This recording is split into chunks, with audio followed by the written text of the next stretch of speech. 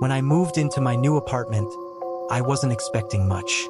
It was small, cheap, and in an old building with creaky floors and flickering lights.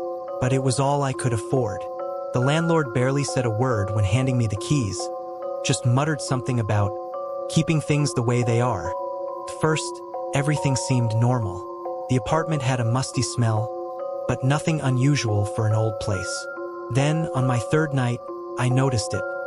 A door I hadn't seen before. It was in the far corner of my bedroom, half hidden by a heavy wooden dresser. I was sure it hadn't been there when I moved in. The frame was old, the wood slightly warped, as if it had been sealed for years.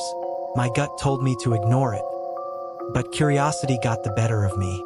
I pushed the dresser aside, revealing the full door.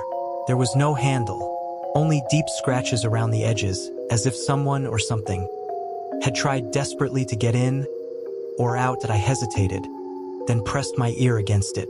Silence. But just as I stepped back, I heard it. A faint scratching sound.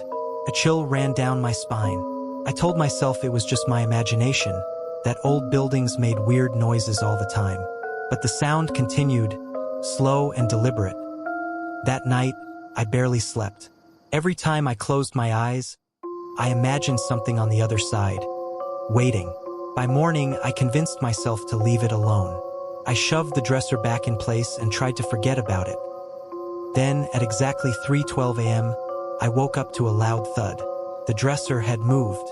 Not completely, but just enough to reveal a sliver of the door. My heart pounded. I hadn't touched it. No one else had a key to my apartment. And then, the scratching started again. This time, it was louder, closer. I wanted to run, but my body wouldn't move. My breath caught in my throat as the wood of the door began to bend outward.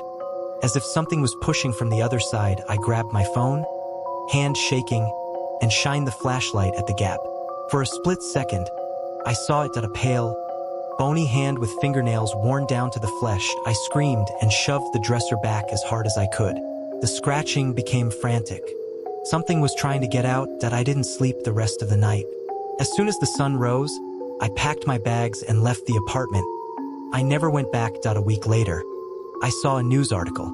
The building had been condemned. The landlord had been arrested after police found a hidden room behind a false wall. Inside, they found chains, a rotting mattress, and deep claw marks on the door.